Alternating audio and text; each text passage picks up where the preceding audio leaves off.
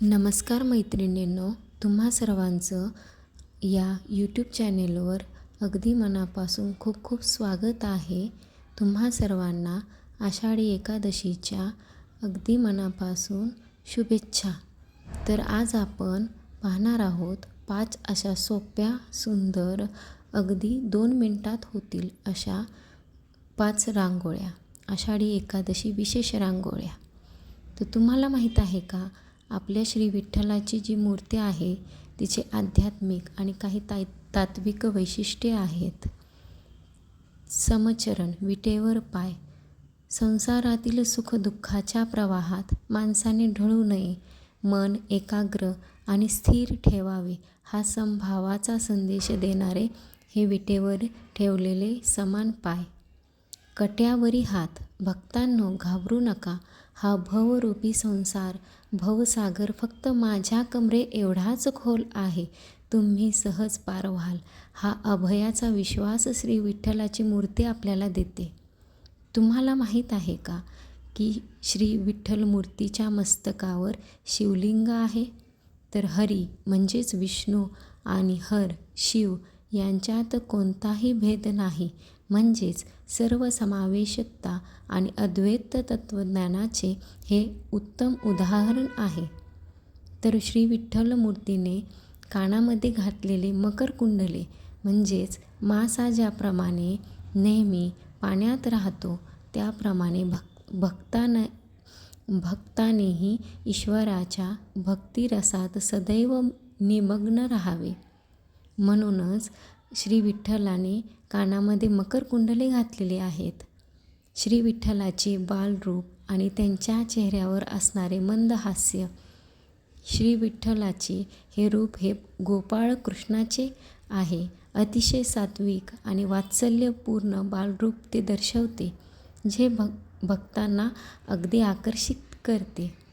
तुम्हाला माहीत आहे का, चरणस्पर्शाचे अनन्यसाधारण महत्त्व आहे. भारतातील मोजक्याच मंदिरापैकी पंढरपूर हे एक असे ठिकाण आहे जिथे सामान्य भक्ताला देवाच्या प्रत्यक्ष चरणावर डोके ठेवून चरणस्पर्श घेण्याची मुभा आहे. श्री विठ्ठलाला विठ्ठल हे नाव कसे मिळाले बरे? तर संस्कृतमध्ये विष्णू या शब्दाला विठ्ठू किंवा विठ्ठ असा उच्चार होऊ लागला, म्हणून पुढे जाऊन विठ्ठल असे उच्चार झाला किंवा तो रूढ झाला. कन्नड भाषेचा प्रभाव बहुतांश जाणवतो. कर्नाटकमध्ये विष्णूला विठ्ठ किंवा विठ्ठल असे म्हटले जायचे. प्राचीन काळी महाराष्ट्र आणि कर्नाटकाच्या सीमावर्ती भागात या नावाचा भरपूर प्रचार झाला आणि पुढे जाऊन विठ्ठल हे नाव स्थिर झाले. देव त्या विटेवर विठ्ठलावर दोनही हात कमरेवर ठेवून उभे राहिले. विटेवर उभा राहिला म्हणून विठ्ठल अशी ही एक लोकश्रद्धा मानली जाते. वारकरी संप्रदायात आणि श्री विठ्ठलाच्या भक्तीमध्ये तुळशीला अत्यंत अनन्यसाधारण असे महत्त्व आहे. विठ्ठलाचे सर्वात प्रिय रूप तुलसीप्रिया. विठ्ठल हे श्री विष्णूचेच रूप असल्याने त्यांना तुळस अत्यंत प्रिय आहे. तुळशीमध्ये साक्षात लक्ष्मीचा वास असतो. विठ्ठलाच्या गळ्यात असणारी तुळशीमाळ आणि चरणावर वाहिलेले तुळशीपत्र स्वीकारल्याशिवाय देव प्रसन्न होत नाही, अशी भक्तांची गाढ श्रद्धा आहे. तुळशी वृंदावन जेव्हा घरोघरी असते, तर पंढरी वारकरी परंपरेत प्रत्येक वारकऱ्याच्या अंगणात तुळशी वृंदावन असतेच. विठ्ठल भक्तीमध्ये तुळशी वृंदावन हे केवळ धार्मिक प्रतीक नसून ते पवित्रता, समर्पण आणि भक्ताचा देवाशी असलेला थेट दुवा आहे. विठ्ठलाची मूर्ती ही बालुकाश्म प्रकाराच्या काळ्या पाषाणाची बनलेली आहे. ही मूर्ती स्वयंभू अशी मानली जाते.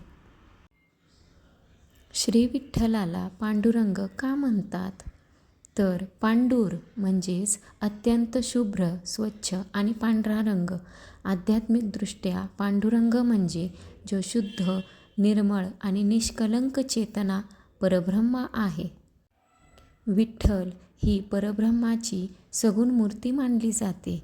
परमात्म्याचे रूप हे सर्व विकारांपासून मुक्त आणि अत्यंत शुद्ध पांडुर आहे. म्हणूनच त्यांना पांडुरंग असे म्हटले जाते.